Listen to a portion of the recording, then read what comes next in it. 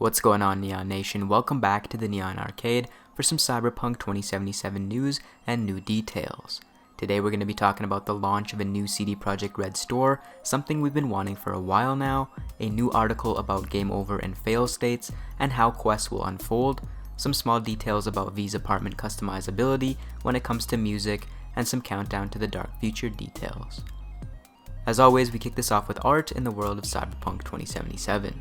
First, we have some cosplay by Mall Cosplay. Now, we've seen him dress up before for 2077, but these new angles are really dope and well done, so I figured it's worth a second look. Next, we have a pixel art V design from Maycakes. If you're into those 2D pixelated cyberpunk side-scrolling games that have been popular in the past, you might like this design, and it surprisingly works well with female V. Finally, we have Raz 8 and her Night City art piece featuring what looks like Triss from the Witcher series. Regardless of if it's Triss or not, I like the cyberpunk-styled female character in front of the vista view of Night City. First up in this week's Cyberpunk 2077 news is straight from the developer CD Projekt Red. It's been known for a while now that they've been looking to release a merchandise store in 2019 and even had a brief session of polling the community to find out what they would like. It seems like they've finally made some big moves here, with the CD Projekt Red merchandise store being released in the coming weeks due to this tweet. In this tweet, they state, "We've been waiting for April Fools to be over to share this good news. We're opening a CD Projekt Red store in the following weeks. Keep your eyes open." Now, some people thought this was a potential launcher to compete with Epic Launcher and Steam Launcher, but CD Projekt already owns GOG.com, and they clarified in a tweet right after that it's in fact a merchandise store. I'm gonna assume it's mostly gonna be Witcher and Cyberpunk stuff with some CD Projekt Red merch as well. I think it's safe to assume we'll get hoodies and shirts, but it'll be interesting to see if the merch store includes statues and some bigger items I think you guys have been wanting. Although, some of you guys have been getting a little crazy with the speculation so far.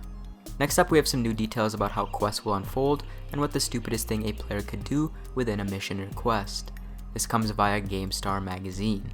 The translation is a little bit shaky here, but as I read it, means that a game over screen is only possible if your character dies. If over the course of a mission, you make a rash or poor decision, there will not be a fail state for that particular mission, and you will have to live with the decisions you make, however good or bad they may be. This makes the world more immersive and places more of a weight on the decisions you make because you cannot take them back, and they will presumably ripple through the world and change your trajectory. A lot of people have been responding with, "Where's the challenge in that?" or "That makes the game too easy," but it's not really about making the game harder or easier. It's to have a narrative direction and effect that will impact the story, which is pivotal to Cyberpunk 2077. To me, this makes it more exciting because they aren't going to straight up tell you the impact of your right or wrong decisions till later down the road. You'd get more insight into that with quest fail states. Next, we have some details about visiting bars and entering shops, and some customizability when it comes to V's apartment. In a response to this tweet, asking if we can get custom music inside V's apartment or house, the Cyberpunk Twitter quickly shuts this down. In the gameplay demo, we were treated to chipping in from Johnny Silverhand via Stanley Media Radio, so maybe we can choose the radio station itself, but have no custom or imported music for our home bases. The next question asked is if we can do pointless but immersive actions like sitting in a bar and drinking, or entering various shops and entertainment places. Cyberpunk 2077 responds with, "That's a cool idea, and you'll have to wait and see." Now, this doesn't confirm anything, but in a game as detailed as they come, I think the winky face at the end kind of lends a little hint to the fact that we'll be able to do meaningless things like smoke and drink, or maybe go on a little shopping spree amongst the vendors in Night City. Finally, we have some countdown to the dark future details, where we highlight things from RTalsorians Cyberpunk lore series that may be featured in Cyberpunk 2077. In this week, they're featuring personal profiles and prolific characters in Cyberpunk 2020 that have had an influence on the cyberpunk world. In episode 86, we hear about Susan Forrest, a North Californian State Executioner. In the dark future, criminals sentenced to death do not come to their demise peacefully and await execution.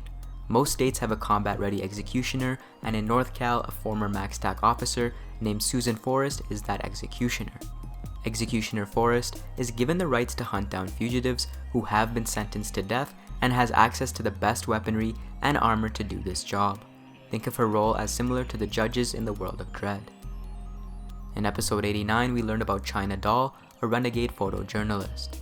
China grew up under the finger of the corporates and was born into a wage slave family. China saw past the brainwashing and saw past the death grip of the corporations. Armed with a camera and a hedonistic mentality, she infiltrates clubs and parties frequented by the corporates to charm information out of them that she feeds to pirate media stations. In episode 90, we learn about Pixie, a daemon programmer. A child prodigy in France, with hopes of climbing the corporate ladder, she found herself more attracted to the thrill of the net. She spent 2 years as a freelance netrunner until she created an assistance program to create daemons, a low-level AI and virus which is useful in infiltrating systems. Pixie made a fortune but still likes to netrun illegally for the thrills. Thanks for watching guys, and for everything and anything Cyberpunk 2077, remember to subscribe to the Neon Arcade.